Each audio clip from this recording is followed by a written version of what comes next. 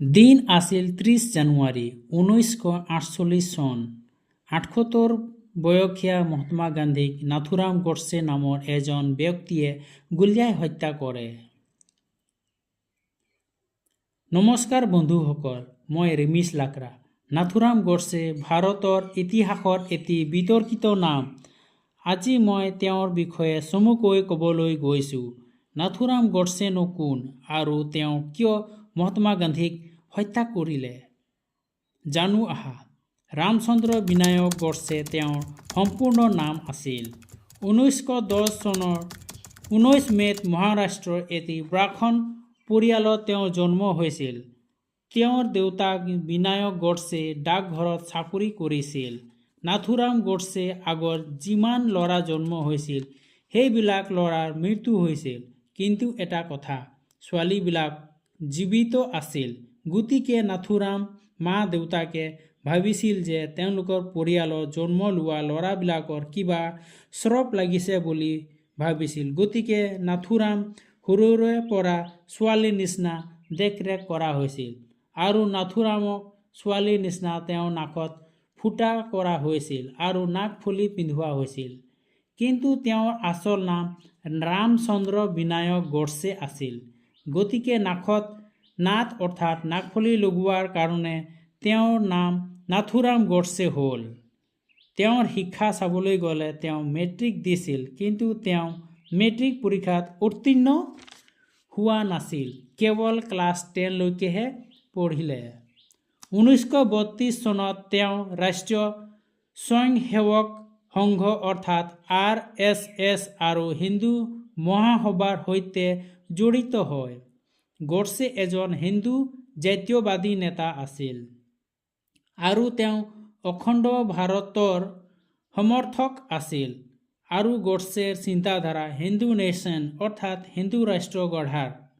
1940 চনৰ সময়ছোৱাত ভাৰতৰ স্বাধীনতা আন্দোলন আৰু হিন্দু মুছলমান সংঘাত বৃদ্ধি পাইছিল। 1947 চনত দেশ বিভাজনৰ বাবে তেওঁ গান্ধীজীক জগৰীয়া কৰিছিল আৰু দেশ বিভাজনৰ সময়ত বহুতো মানুহে হিংসাৰ সন্মুখীন হৈছিল। এই পৰিস্থিতিত গডছেৰ ৰাজনৈতিক মতামত অধিক কঠোৰ হৈ পৰিছিল।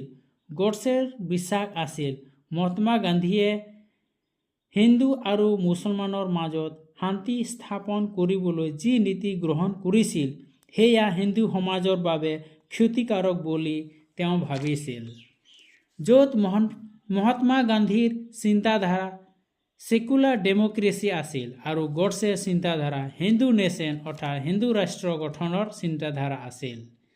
যেতিয়া গান্ধীয়ে পাকিস্তানক 55 কোটি টকা পৰিশোধ কৰিবলৈ ভাৰত চৰকাৰৰ ওপৰত চাপ দি অনশন কৰিছিল, তেতিয়া গডছে ক্ষুব্ধ হৈ পৰিছিল।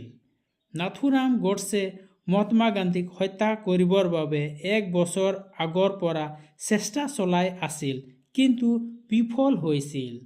1948 চনৰ 30 জানুৱাৰীত দিল্লী বিৰলা হাউচত সন্ধিয়া প্ৰাৰ্থনা কৰিবলৈ মান্নু আৰু আভাৰ হাতত কান্ধত ৰাখি মহাত্মা গান্ধী প্ৰাৰ্থনা সভালৈ যাওঁতে নাথুৰাম গডছে 78 বছৰ বুঢ়া মহাত্মা গান্ধীৰ বুকুত নিচেই কাষৰ পৰা 3টা গুলী চলাই হত্যা কৰে আৰু হত্যা কৰি গডছে পলাই যোৱা নাছিল, তেওঁ বৰঞ্চ আত্মসমৰ্পণ কৰিছিল। মহাত্মা গান্ধীয়ে যে হে ৰাম কৈ মৃত্যুবৰণ কৰিলে। গান্ধীৰ মৃত্যু খবৰ পাই গোটেই দেশ আচৰিত হৈছিল। সেই খবৰ পাই জৱাহৰলাল নেহৰুৱে কৈছিল, "The light has gone out of our lives and there is darkness everywhere." আদালতত গডছেৰ তেওঁৰ কাৰ্য সপক্ষে এক দীঘলীয়া ভাষণ দিছিল, যিটো "Why I Killed Gandhiji" নামৰ কিতাপখনত পোৱা যায়। তেওঁ কৈছিল যে তেওঁ কোনো ব্যক্তিগত শত্ৰুতাৰ বাবে নহয়, বৰঞ্চ দেশৰ স্বাৰ্থতহে এই কাম কৰিছে। 1949 চনৰ 15 নৱেম্বৰ তাৰিখে আম্বালা কাৰাগাৰত তেওঁক ফাঁচি দিয়া হয়। গতিকে বন্ধুসকল, নাথুৰাম গডছে দেশপ্ৰেমী নে হত্যাকাৰী? কমেণ্ট কৰি জনাব আৰু ভিডিঅ' লাইক আৰু ছাবস্ক্ৰাইব কৰি দিব। ধন্যবাদ।